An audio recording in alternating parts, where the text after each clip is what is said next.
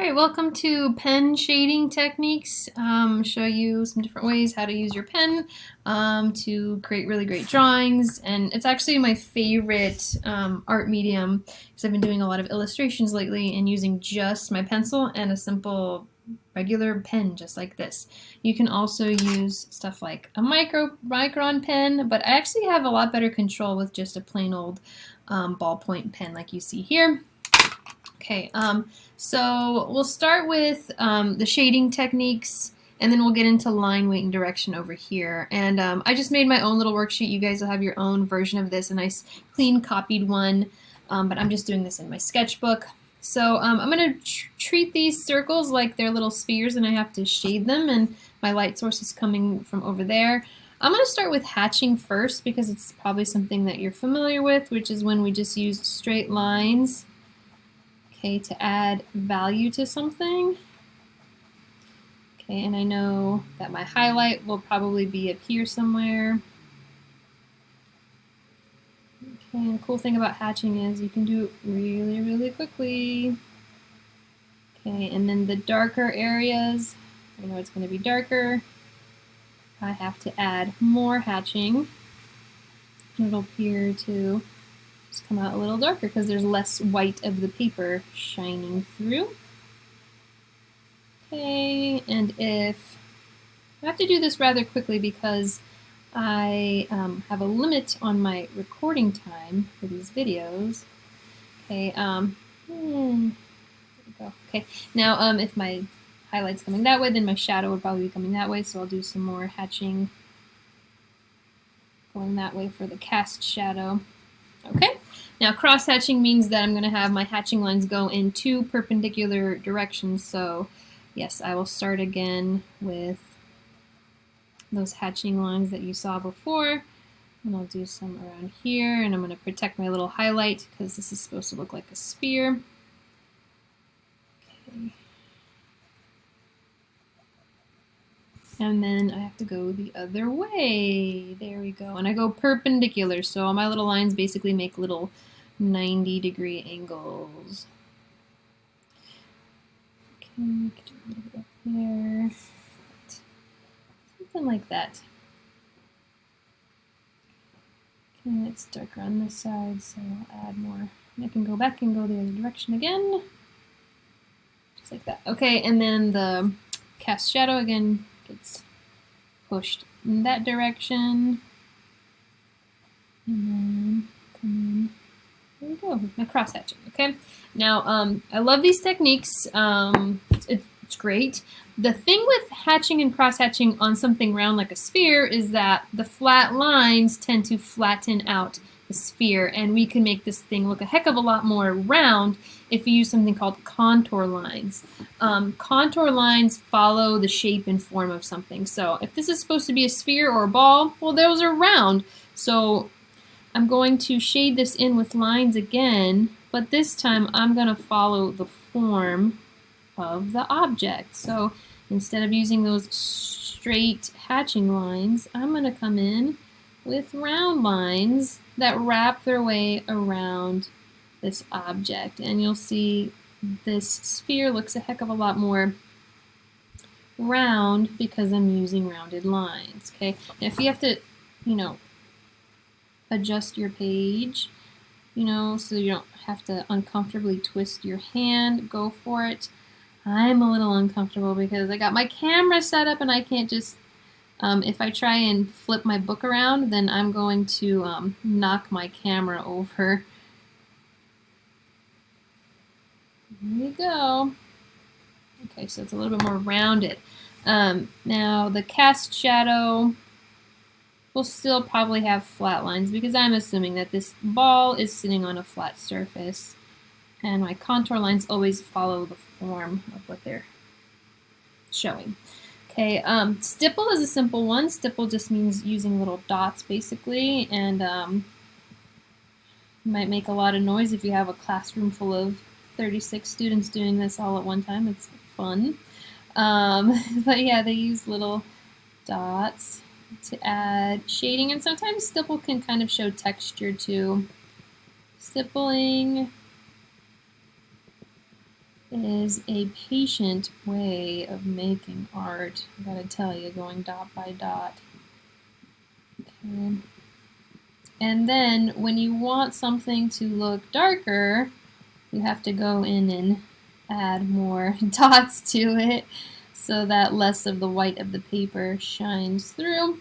Okay, so it's starting to come together.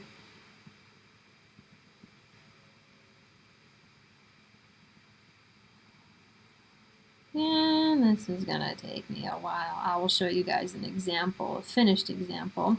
That's basically how you go about stippling. And then if I was to do the shadow, again, stippling, look, it takes some patience, but it is well worth it because when you do take the time and do it, it looks so cool. It just looks awesome. I just love art. Okay. Now, scumbling has actually been my favorite way of adding value to something. So scumbling, it's not so much going in circles like that. It's kind of like that. It's kind of scribbly and loose. It's more like that, okay, rather than just that. Okay, so you want to still follow the form of what you're doing. You can do some loops and loops and that loop-de-loops, and that's fine. A little bit of looping is fine, but you can also be very a little more free form, a little scribbly.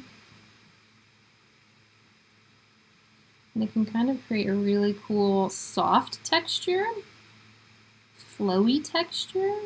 It can kind of look a little fuzzy, and then sometimes it could just look really gritty and messy, depending on what you're doing and how you're doing it. Okay.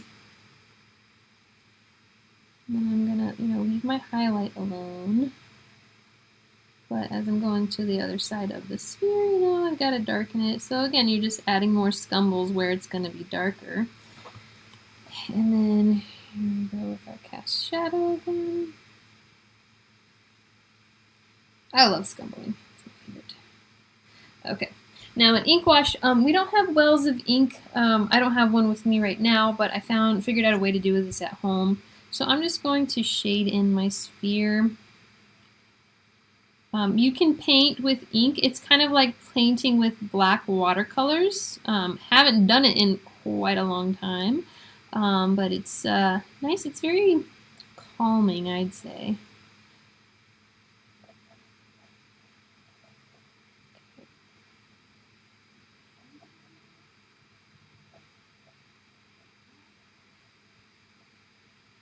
Okay, so just go in with your ink, and then what you could do afterwards is you take like a little bit of water and a paintbrush, and especially while the ink is still fresh, you can just kind of paint over it, and it loosens up the ink, and then it kind of looks a little bit more like you have a watercolor sense in there.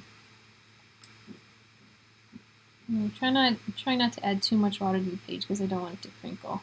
But as you can see, it's like loosening up the ink. There we go. I'm making it a little bit more washy, which is cool. Okay. Okay, so that's the ink wash, and then we'll do a value scale. So when you're working with pen, there's multiple ways of making something look darker. First of all, is how much you're actually coloring something in. Okay, like that. And if I want this to look darker, then I'm going to have lines that are closer together so less of the paper shines through, okay? We did that with the contour, with the hatching, with the cross hatching. We did it basically with everything.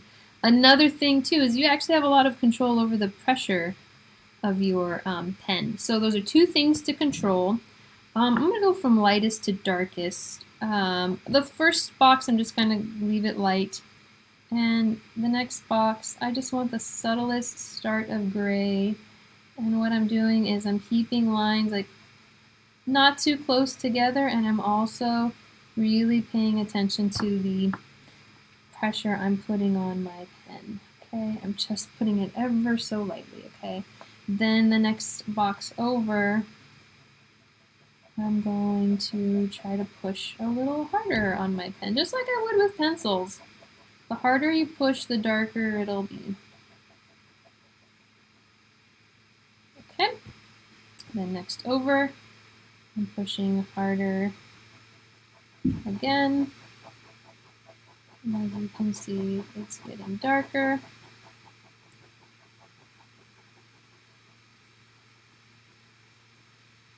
Okay, there we go, it gets darker and darker. And then again, and I'm running out of pressure. I'm pushing pretty hard now, just like I did in the last box. So what I can do is I can go back to make this darker. See, these almost match. How am I going to get this next one darker? Well, I'll go back in with more lines so there's less of the white paper shining through. Okay, and then how do I do this next one? It's okay. This will come in with a hard pressure.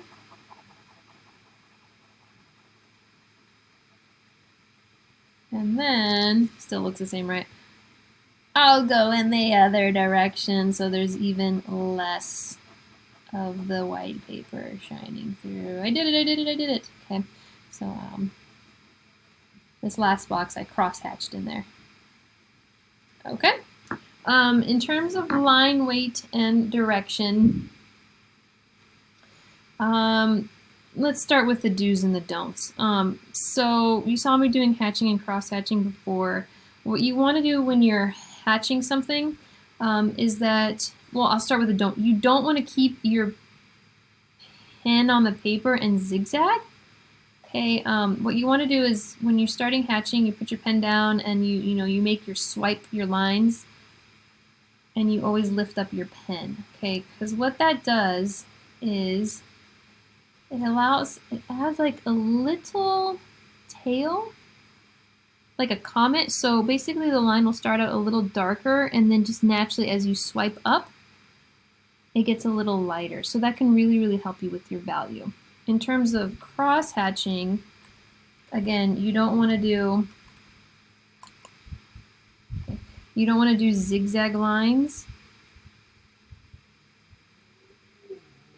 And then like that. That's not even perpendicular either, okay? You don't want to do zigzag lines. Your cross-hatching lines always want to be perpendicular to each other like that, okay? So making those little boxes. And again, so you want to keep your pen on the paper and then swipe up or swipe away. And it's like you create those little comet tails that get a little lighter. And the same thing. And you go the other way.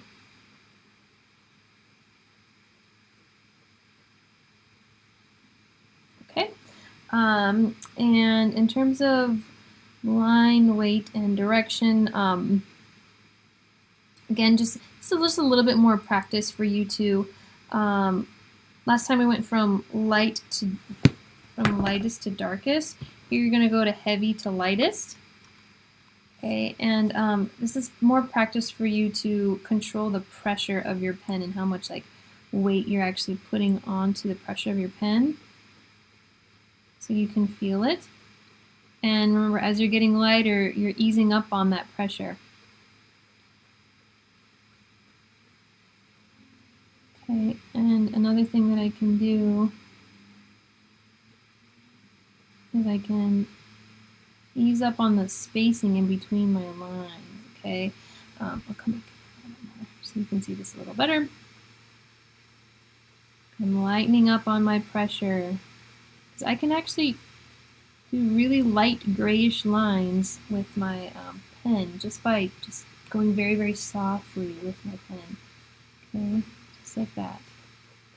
All right, now the last part of your worksheet is going to be the example of like 3 pieces of candy, and then what you want to do on your own in the space over here is draw those pieces of candy and practice with your ink pen, inking it in. And I'll show you the example that we have already done. But yeah, so you're going to look at the example of candies that are there on your worksheet at home and then draw them and ink them in and try to match the value that you're seeing. But that's pretty much it. Hope you liked it. Have fun.